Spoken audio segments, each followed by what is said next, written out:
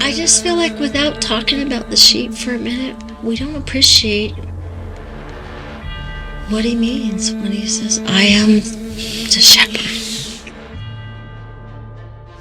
Welcome to New Testament number 17, John 7 through 10.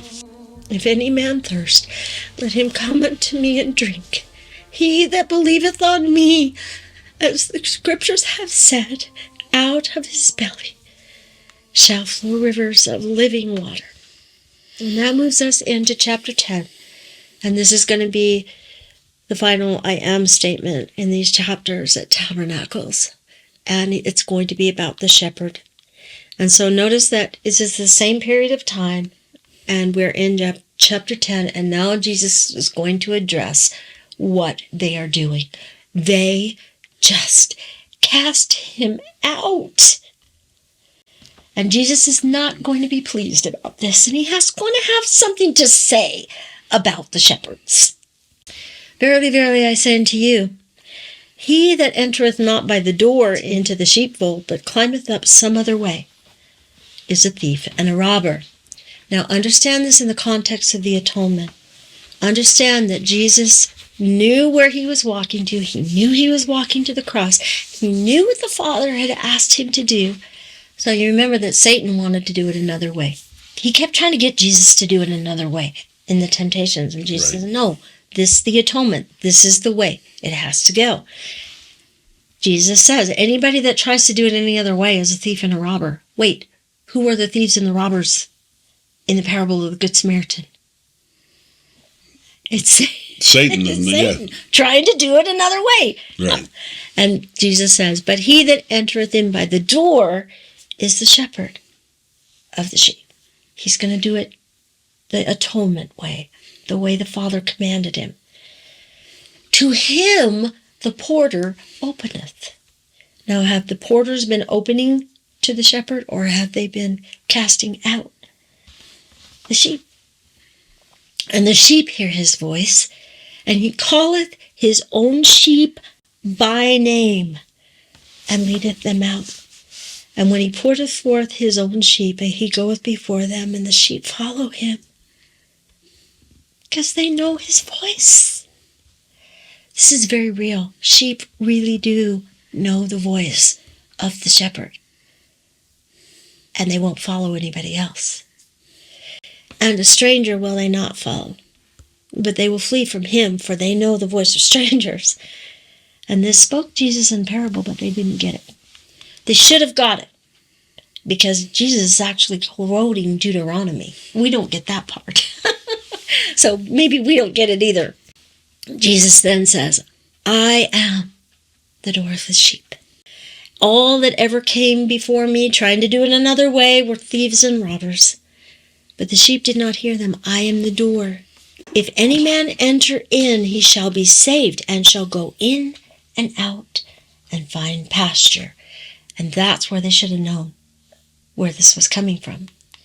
Because from Numbers, Moses spake to the Lord, saying, May the Lord, the God of the spirits of all flesh, appoint a man over the congregation who will go out and come in before them, and who will lead them out and bring them in, so that the congregation of the Lord will not be like sheep with no shepherd. They knew exactly what he was talking about. They go not in themselves, or they allow no one to go in and go not in themselves. Exactly, and this is again referring exactly to Numbers 27. Notice, in verse 10, Jesus sums up the whole plan of Satan and the whole plan of God. He says, the thief cometh to steal, to kill, and to destroy.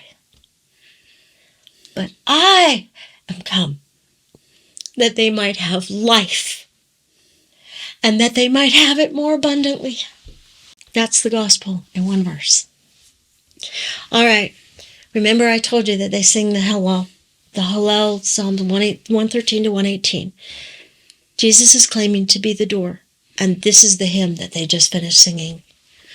Open to me the gates of righteousness. This is going to be the gate, the temple gate. They're in the temple. They're doing these festivals in the temple.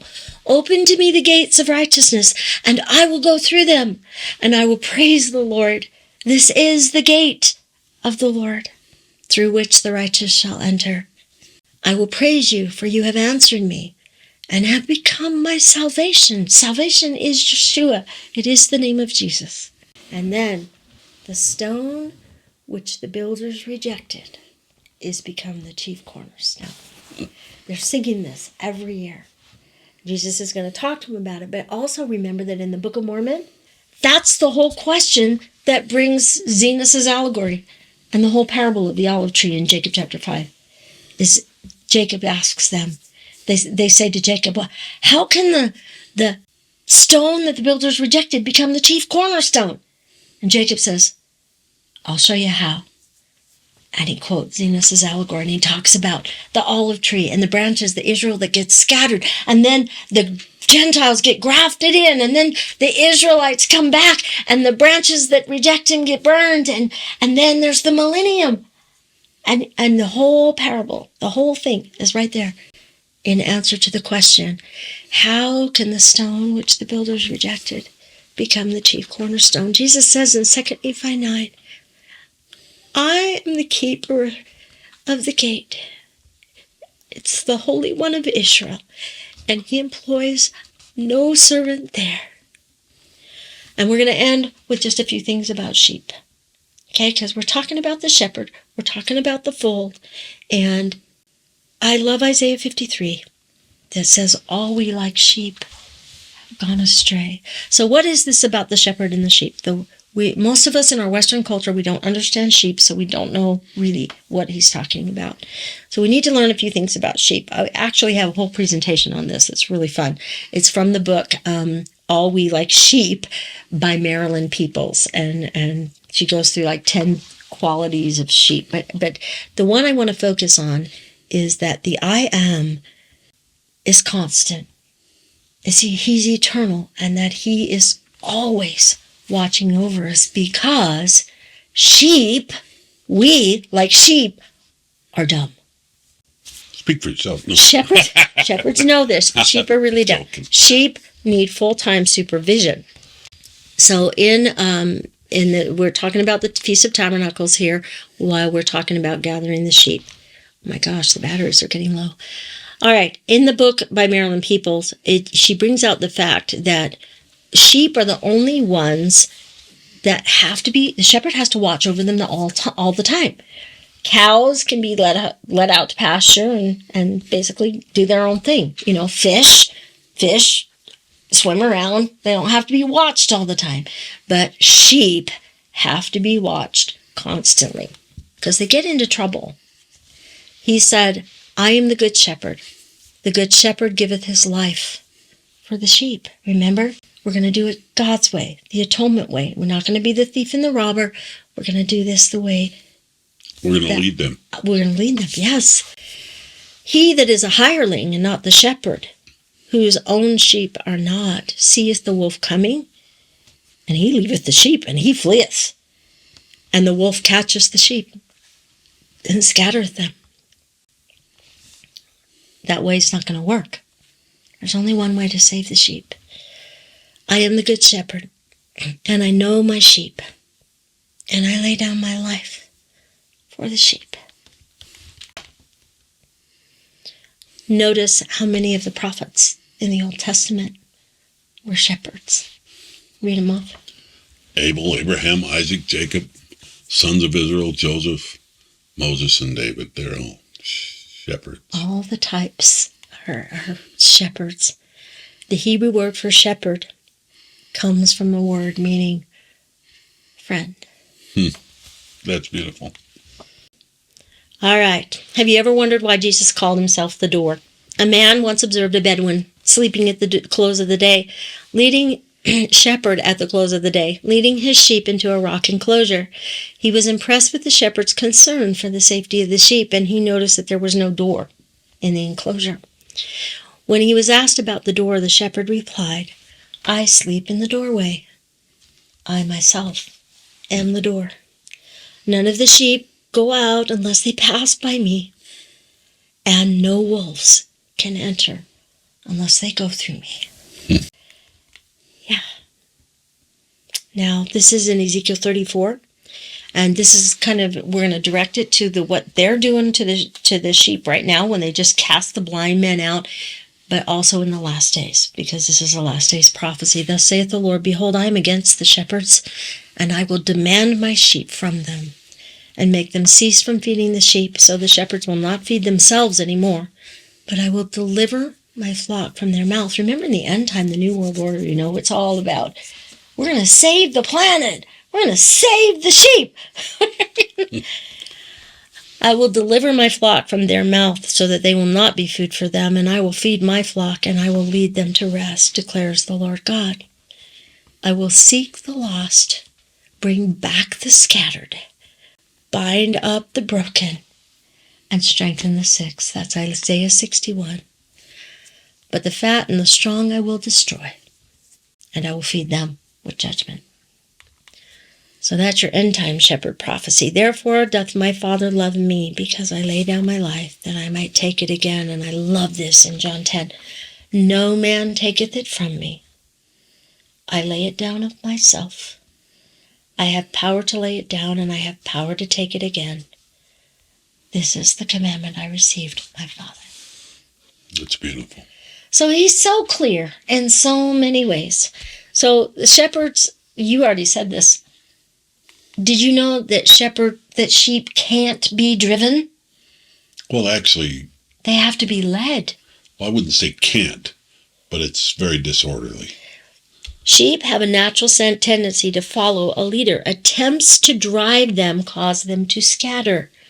They move from one location to another in a group. Even when you have the sheepdogs running around to keep them all together, you have the shepherd leading them where they're supposed to go. There's a sheep that gets in strings. And sheep recognize the voice of the shepherd and respond to his call. They depend more on their ears than on their eyes for recognizing their shepherd.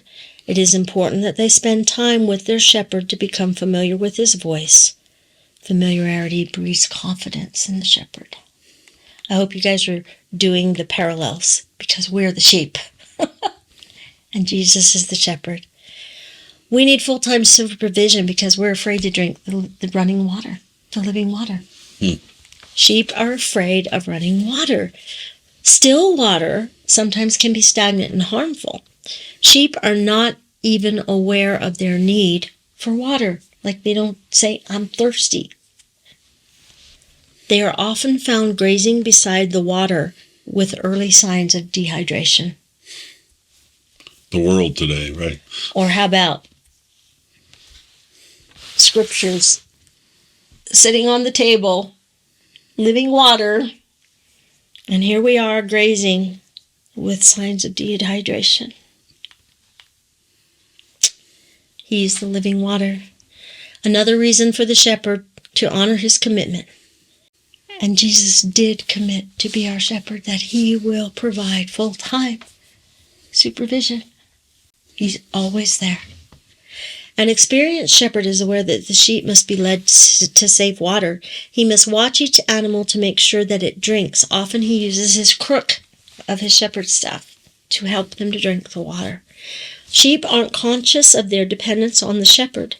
They nibble away at blades of green grass, staying away from the running water, and they can be suffering from a lack of water. One of the reasons they're afraid is because of their wool. If they fall in, do you think a sheep can swim? Obviously not. No, it's a lead wound, so they're afraid of water. All right, we also need full-time supervision because we can't ride ourselves.